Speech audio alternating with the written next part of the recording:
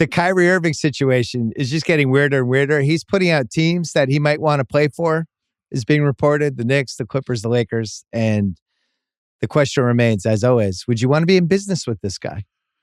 So I come to you. Kyrie, how does this go? Because this is pretty much 5 years of weirdness with him, dating back to the trade request in 2017. Would you want to be in business with this guy? Depends on the business. If the business is playing basketball, then probably not. And I'll be honest with you. I have a lot of respect for Kyrie Irving.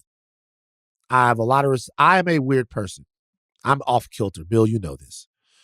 I am an off kilter person. I sometimes need the good old mental health break. I sometimes get wrapped up into things that happen in the news and have trouble focusing. I understand that. I understand the human aspect of the human element of some of the things that Kyrie Irving has said that he has been going through and how they can affect you.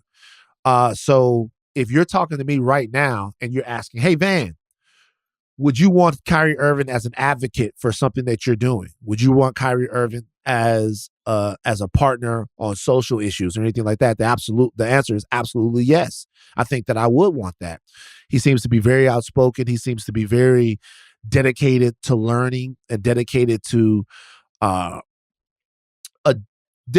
making change in society in the way that he thinks it should be changed, right? And that seems to be very sincere. If we're talking about basketball, then no. And the only reason why is because you got to have people come to work. And we got to keep it all the way gangster with this. Like, the reality is that Kyrie Irving does not seem to be, from the basketball perspective, a net positive for your basketball franchise. And that's just the reality of the situation. The reality of the situation is, I'm not talking about whether or not Kyrie Irving is a net positive for society, because you could still litigate that if you want. There are a lot of people who agree with him for his stance last year. There are a lot of people who agree with him on a great many things.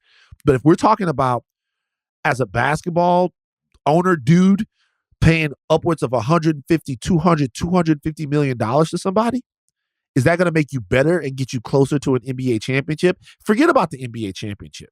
Forget about that, because that's the highest level of the sport. That's the highest level of sports, winning the NBA championship. Forget about that. Yeah. Is Kyrie Irving going to make your team a more attractive, watchable entity? Probably not.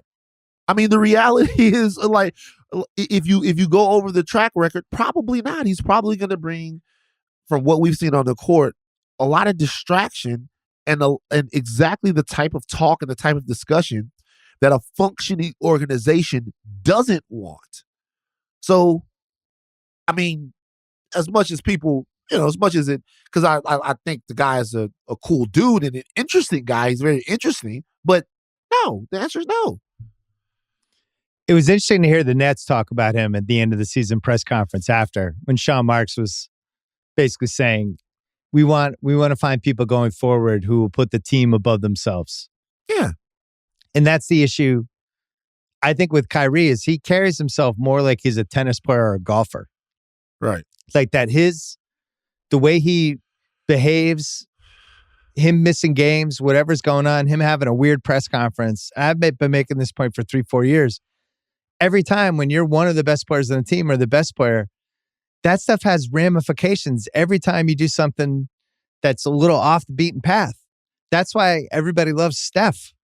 Steph's he's like this boat that just goes straight ahead and you know what you're getting, and he just wants to be on a good team. He's not going to tell the front office what to do. He's the most kind of weirdly reliable star we have. He's just the greatest shooter, and that's who he is. And that calmness, I think, really helps with the team. And Kyrie is the opposite. He's the boat in Sleeping with the Enemy. It's all of a sudden, it's like, oh, I didn't think it was going to rain today. Oh my God, I'm holding on for my life. I might get knocked overboard. And I just think teams see that and they're like, do we want to be in business with this? Well, look, you're looking at what seems to be like clashing sort of perspectives, right? What people want, what fans want, and what organizations want They want players that have a just burning desire to be the best. Just a burning desire to be the best. And not just a burning desire to be the best, but a burning desire to prove it. What you want essentially out of an athlete is an athlete that would hate to win by forfeit. You want somebody that wants to go out there and say to everyone, I'm the best and I can prove it every single time. And sometimes that irrationality, right? Like you talk about Kobe, the Mamba mentality, whatever is in front of me that even has a shred or an inkling that I am not the best basketball player on the court, I must destroy, right? The first thing you got to be is like available to do that. You have to be there. There's a bunch of other things you have to do. I remember reading this article about Kobe. As soon as he would come off the court, he would start icing everything. His whole body was about the next game. His entire body, say what you want about Kobe Bryant, his entire life was about the next second, the next minute on the basketball court. I'm going to ice everything. I'm going to go right into treatment, and I'm going to come back, give it all for 48 minutes, and then do it over and over and over again until my body physically says, Kobe, you can't anymore. Like, you can't do it anymore, right? You don't have an Achilles anymore. You can't do it anymore. And that's the baseline for greatness. The baseline for reliability is not putting the team above you, putting the team even on equal, like, footing as you. Kyrie, the team is beneath him, it seems like sometimes. He's like angry to be a employee of a team. Yeah, it's like I'm not even talking about if you can't put the team above you, that's fine. There are a lot of players in the NBA who aren't willing to do that, right? Those guys typically don't win a lot, but a lot of guys are, I'm going to get out there, I'm going to spend a little bit, get my money, get out. It seems like with Kyrie, the team is beneath him. Like they're paying him a lot of money and he's annoyed that he's being asked to play basketball. My brother, that's your job. So as much as it he's annoyed by the infrastructure that comes with being a basketball star too. Dealing with the press, dealing with people that make money off of talking about him, dealing with the fans who feel like they can yell at him at games because they paid for a ticket. All of that stuff he seems burned out about too, which I don't think is a good sign for his long-term viability as a star. So look, I am completely on board with everyone that says, hey, let Kyrie be Kyrie. But the reality is we live in a world, and the world that we live in, everybody has to deal with consequences of the decisions that they make. And one of the consequences for Kyrie Irving right now is no one thinks they can count on him. And that's fair. That's fair. That is a completely fair assessment. I don't see how you could look at what's going on the last couple of years and come to any other determination. Like it doesn't seem like you can count on him. It seems like as the wind blows, so will Kyrie Irving. So it's nuts.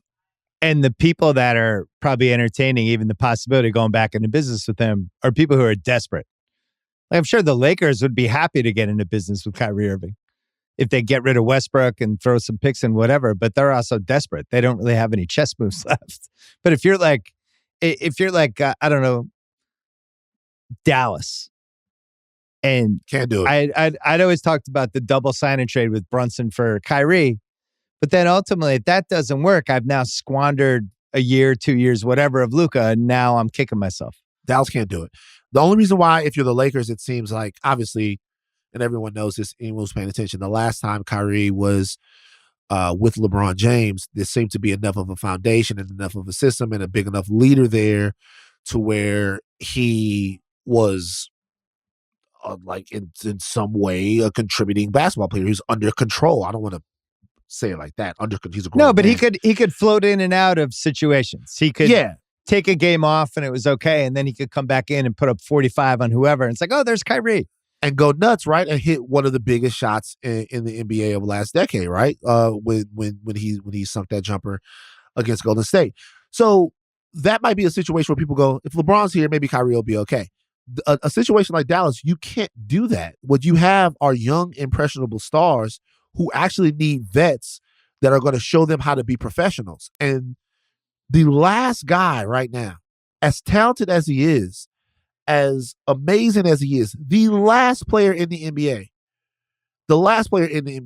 that you will want teaching a younger player how to be a pro right now is Kyrie. I'm not saying he doesn't do everything that he can to get his body ready. I'm not saying he doesn't work on his craft. He does, but you have to show up to work and care about people other than yourself, and he's just not doing that right now.